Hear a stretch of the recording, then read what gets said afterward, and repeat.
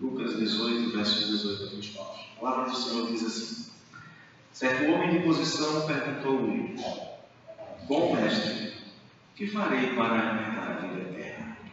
Respondeu-lhe Jesus: por que me chamas bom? Ninguém é bom, senão um, que é Deus. Sabes os mandamentos: não adulterarás, não matarás, não furtarás, não dirás falso testemunho, honra a teu pai e a tua mãe. Replicou ele: tudo isso tenho observado desde a minha juventude. Ouvindo Jesus, disse-lhe: uma coisa ainda te falta. Vende tudo o que tens, dá-o aos pobres, e terás o tesouro dos céus. Depois vem e segue-me. Mas ouvindo ele essas palavras, ficou muito triste, porque era riquíssimo. E Jesus, vendo-o assim triste, disse: quão dificilmente entrarão no reino de Deus os que têm riquezas. Porque é mais fácil passar um camelo pelo fio de uma agulha do que entrar um rico no reino de Deus. E os que ouviram disseram: sendo assim, quem pode ser salvo? Mas ele respondeu: os impossíveis dos homens são possíveis para Deus. E disse Pedro: eis que nós deixamos nossa casa e te seguimos. Respondeu-lhe Jesus: em verdade vos digo que ninguém há que tenha deixado casa, ou mulher, ou irmãos, ou pais, ou filhos, por causa do reino de Deus, que não receba no presente muitas vezes mais, e no mundo por vir a vida eterna. Semana passada, domingo passado, nós meditamos sobre uma porção desse texto. Apenas uma parte dele, não foi sobre todo ele.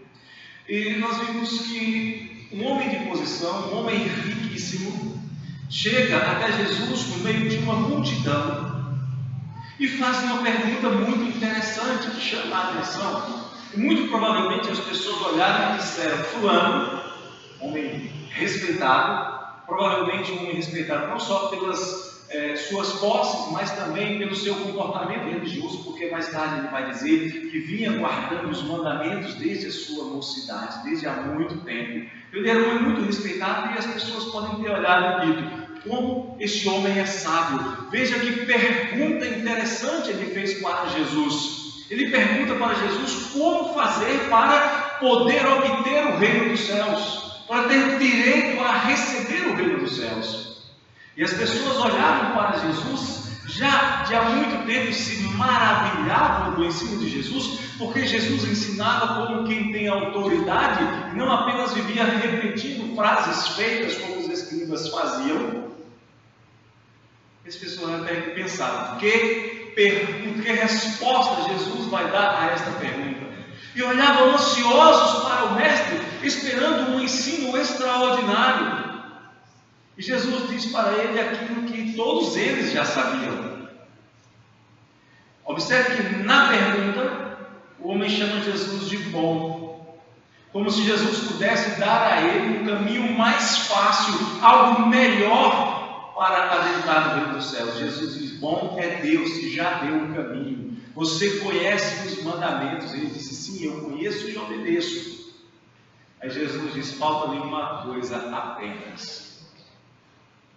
Você precisa aplicar não apenas a letra dos mandamentos, mas o espírito dos mandamentos. Você precisa amar a Deus sobre todas as coisas e ao próximo como a ti mesmo.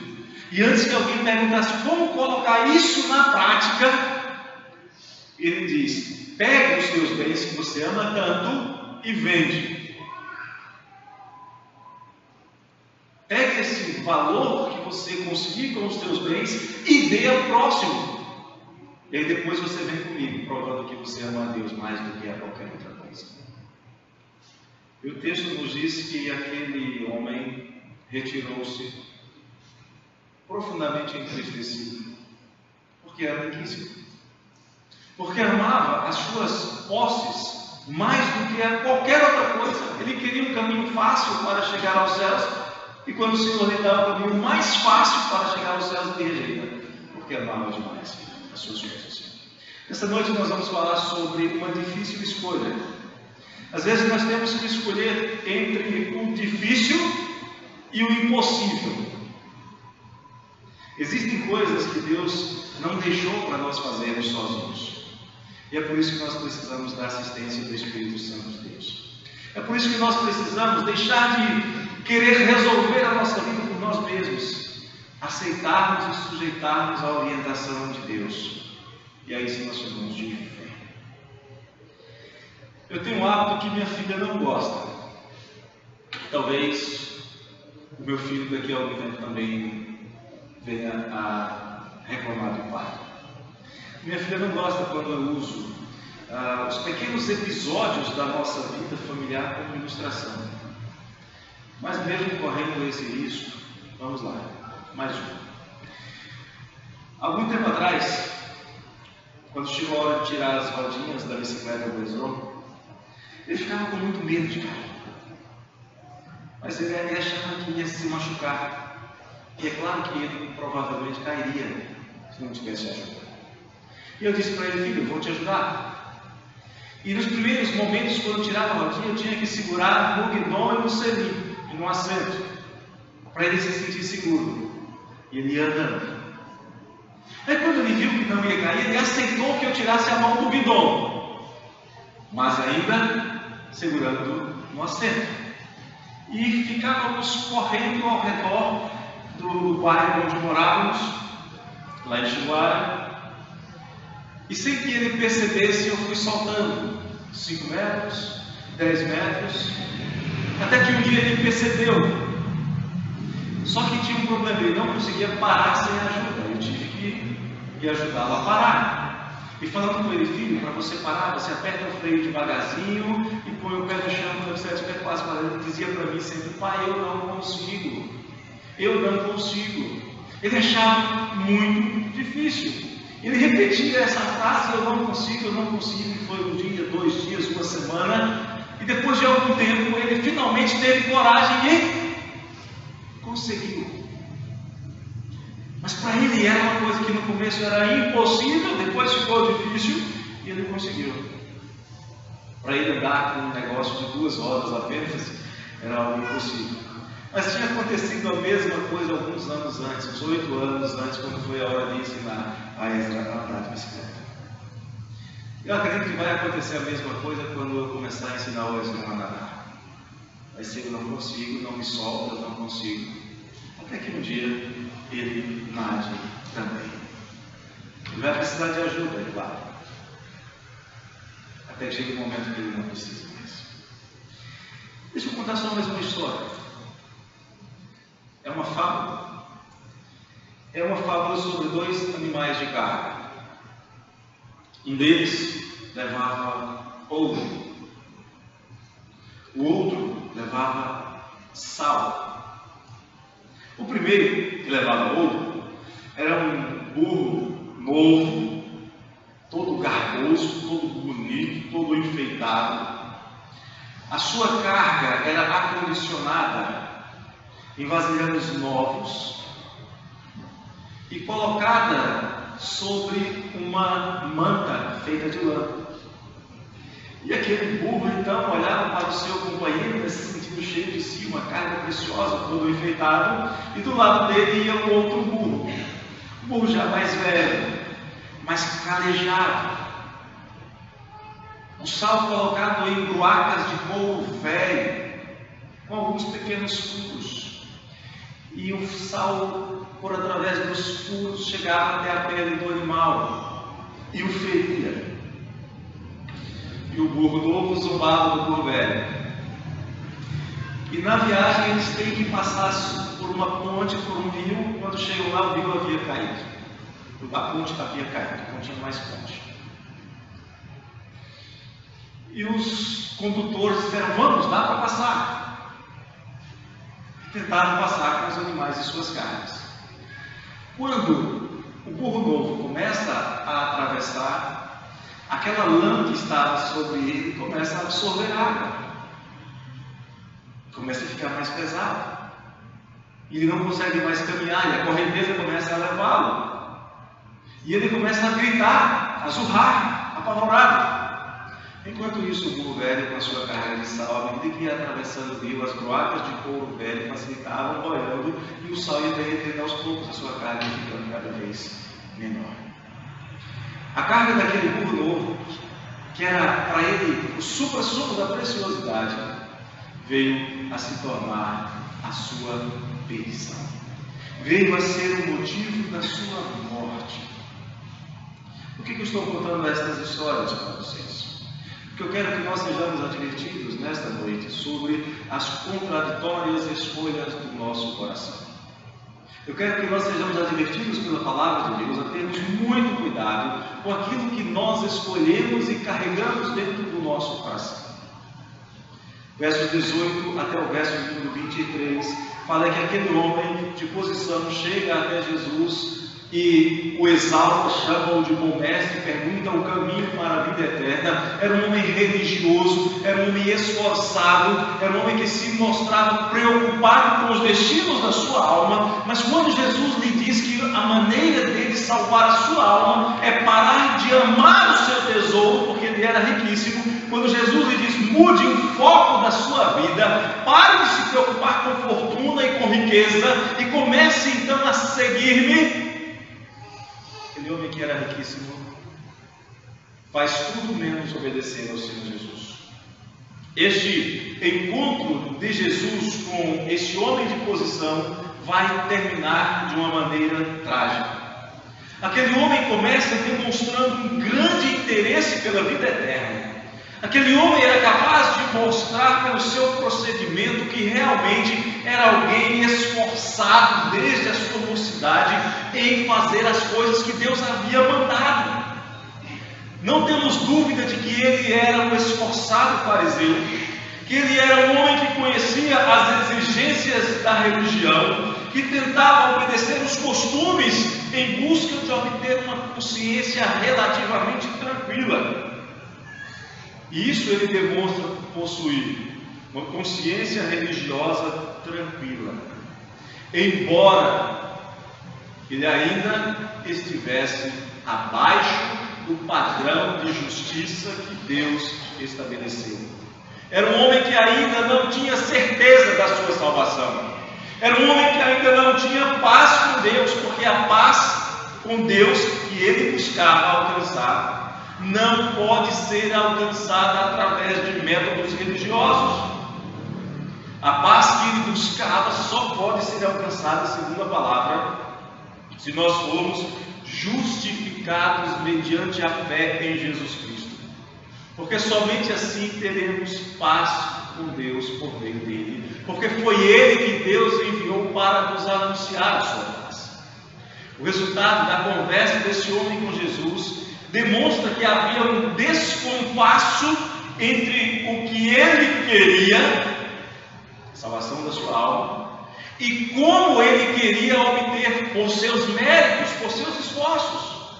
Havia um desencontro entre o que ele afirmava desejar, obter a vida eterna por qualquer meio, por qualquer coisa que ele pudesse fazer, e o que realmente ele deveria fazer. Era um homem que estava disposto a fazer o que fosse preciso, menos renunciar a tudo que ele já vinha fazendo e alcançar. Ele estava disposto a fazer qualquer coisa, menos abrir mão de coisa alguma pelo reino de Deus. Ele estava disposto a seguir quaisquer mandamentos religiosos, mas não estava disposto a seguir a Jesus. Havia na vida desse homem, lembrando daquilo que foi dito na semana passada, havia duas insignificantes pedrinhas que ele estava se esforçando por obter, mas que não valiam nada: a sua riqueza e a sua religiosidade. Era um homem que não estava disposto a abandonar tudo para seguir a Jesus, especialmente porque Jesus não lhe prometia nada em troca. Veja, queridos, veja com cuidado a contradição do coração deste homem que nos é apresentado. Ele possuía quase tudo o que poderia desejar, mas ele não tinha aquilo que aparentemente mais desejava ter, e que na verdade era o que ele mais precisava.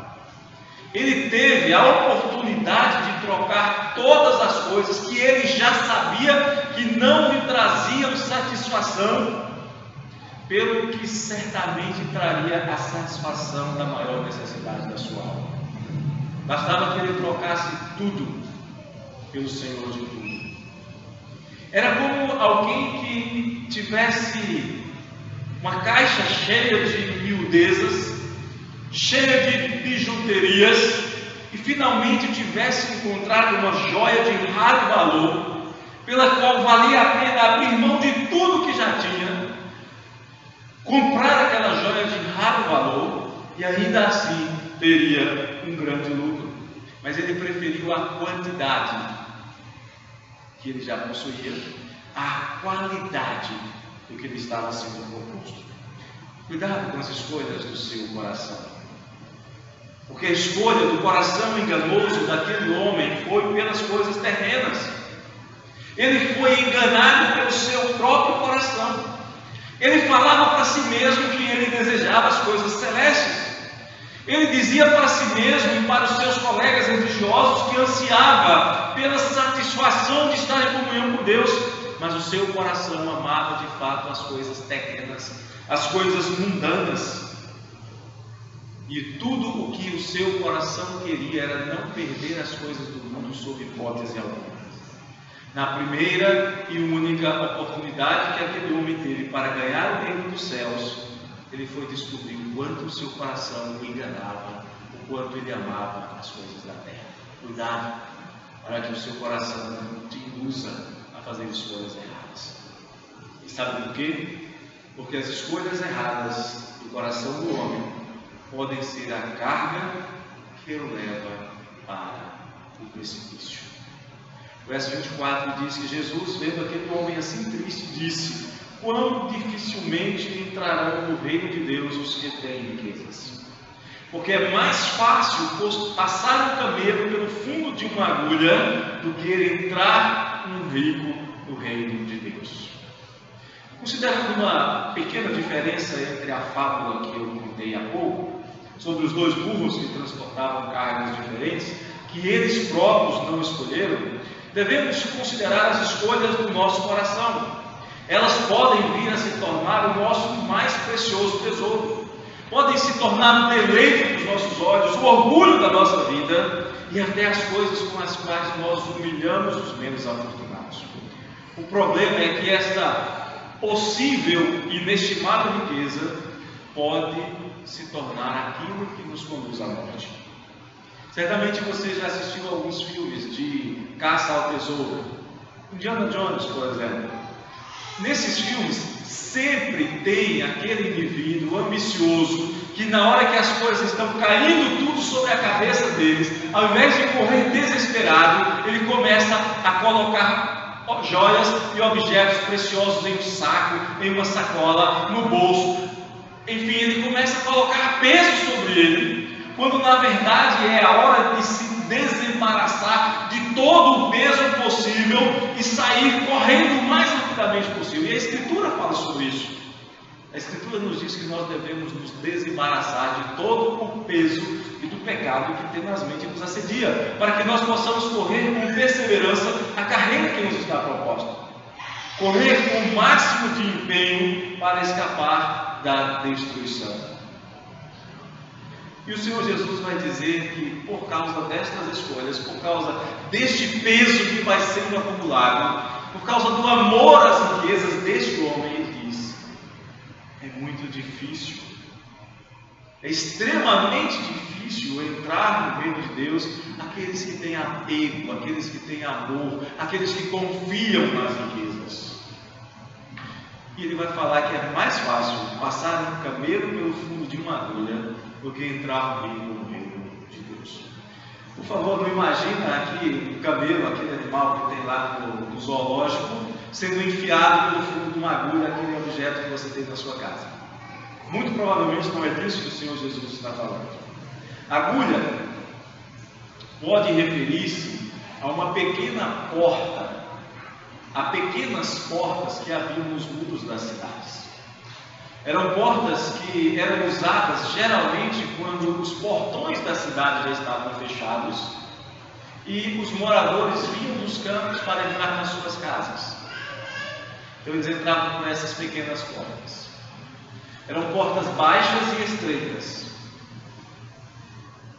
Durante a noite, às vezes, chegavam pessoas com animais para entrar na cidade, os portões fechados. Quando eram cavalos, burros ou jumentos, era fácil de passar porque a altura permitia e a largura permitia. Mas o camelo é maior e é mais alto. E o camelo tem uma peculiaridade: ele não sabe se arrastar. Depois que ele se ajoelha, ele fica plantado no chão. E para passar o camelo pelo fundo de uma agulha por uma pequena porta como essa, só se ele se ajoelhasse. E então os donos do camelo tinham que, com o bicho ajoelhado, arrastá-lo para que ele pudesse passar por aquela porta. Isso dava um trabalho. E os judeus sabiam desta dificuldade. E por isso Jesus disse que é mais fácil passar o camelo pelo fundo de uma agulha do que entrar aqueles que confiam nas riquezas no reino dos céus. E quando Jesus fala isso, ele fala com uma grande tristeza pelo fato de saber que aquele homem jamais seria salvo, porque era incapaz de amá-lo, porque era incapaz de segui-lo, porque o seu coração estava tão cheio pelo amor às riquezas que ali não cabia o amor a Deus sobre todas as coisas. O coração daquele homem estava tão cheio com os valores da sua conta bancária que não cabia ali os valores do reino de Deus. E por causa da sua fortuna que enchia o seu coração, ele era incapaz também de amar ao próximo. Ele era incapaz de amar a Jesus. Ele era incapaz de seguir os mandamentos de Jesus, qualquer que fossem os mandamentos de Jesus. Ele só era capaz de amar o que ele tinha. Ele só era capaz de amar o que ele fazia. E se não fosse ele a fazer, se a decisão final não fosse dele, então não tinha lugar dentro do seu coração. É por isso que Jesus disse para ele: vai, vende tudo que você tem, dê aos pobres, para de amar estas coisas, e aí você vai estar em condições de me amar e me seguir. A conclusão é que é impossível entrar no reino de Deus quem tiver o coração cheio de amor pelas coisas terrenas. É impossível almejar o reino dos céus enquanto estiver correndo atrás de coisas terrenas. Como aquele burro carregando ouro, os seus tesouros, aos quais você ama, podem fazer você perecer. Eles podem vir a ser a causa da sua perdição. E numa hora dessa, então, depois de Jesus falar essas coisas, o que nós temos que fazer? A resposta é desistir do impossível, desistir de salvar a si mesmo e ficar com Jesus. Versos 26 e 27, o escritor sagrado nos diz que os que ouviram disseram: sendo assim, quem pode ser salvo? Mas ele respondeu: os impossíveis dos homens são possíveis para Deus. Os ouvintes de Jesus esperavam que Jesus desse uma resposta extraordinária. Os ouvintes de Jesus já estavam acostumados a se maravilharem da doutrina de Jesus, porque Jesus os ensinava como quem tem autoridade. Os ouvintes de Jesus esperavam que ele desse uma resposta nova, enriquecedora, a uma pergunta instigante feita por uma pessoa de destaque na sociedade.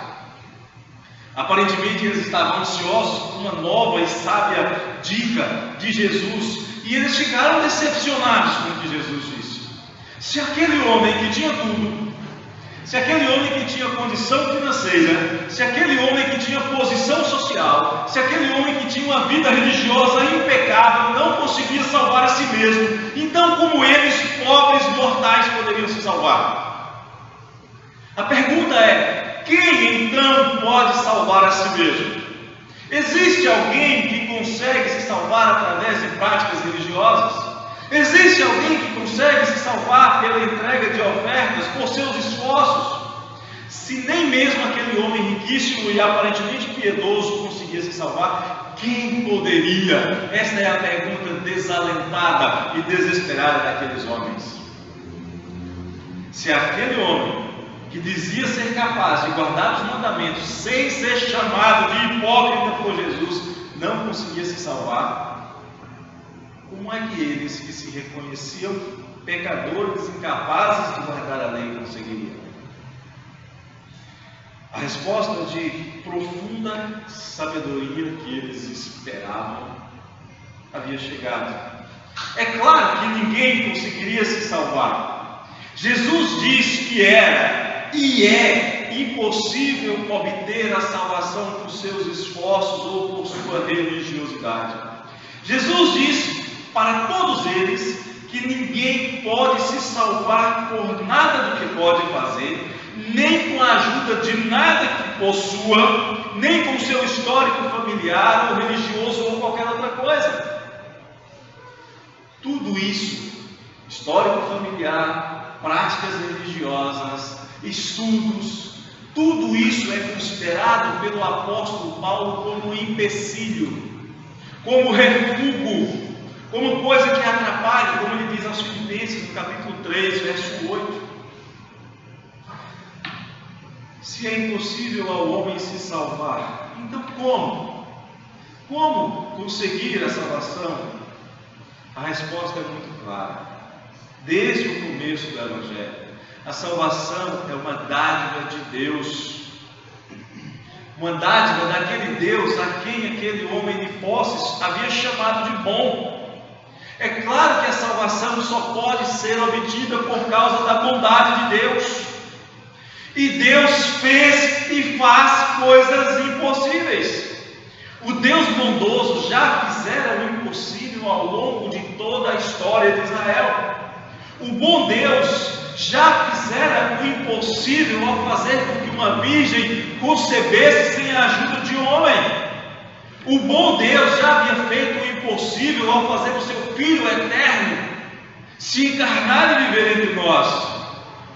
O Filho eterno do Deus eterno se fez carne, se fez semelhante a nós, com exceção na prática do pecado. Isso era impossível e o bom Deus fez.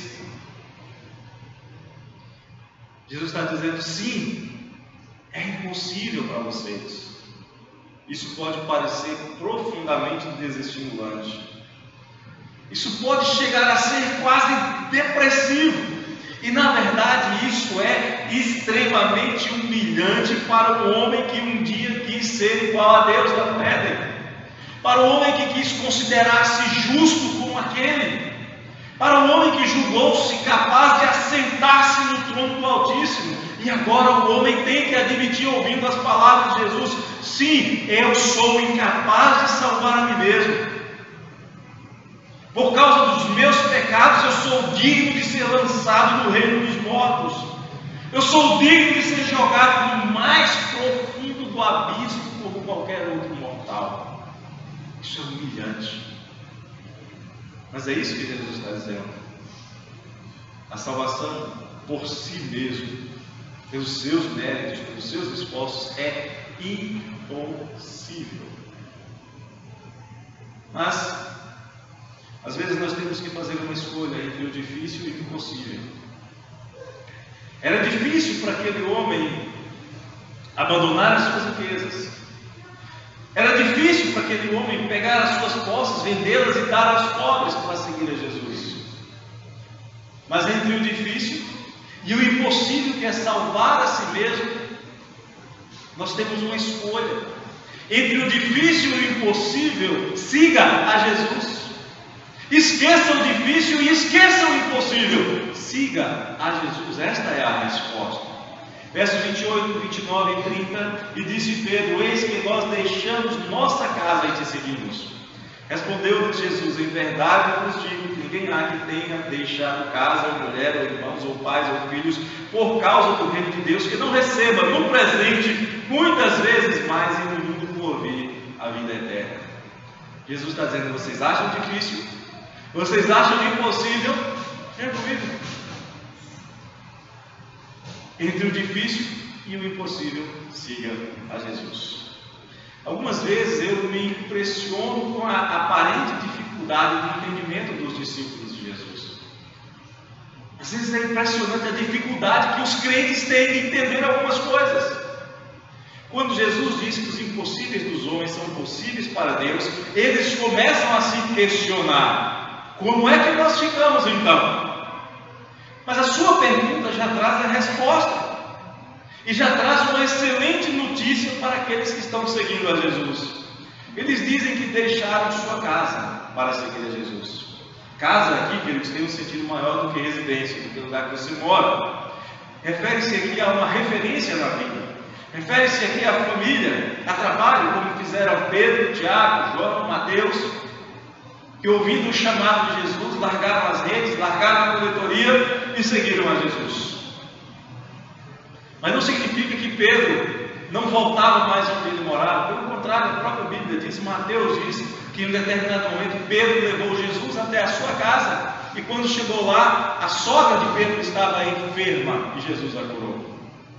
Então qual é a boa nova aqui? Jesus diz aos discípulos que eles, por seus esforços, seriam incapazes de se salvar. Vamos um pouco adiante. Pelos seus esforços, homem algum é capaz de se salvar.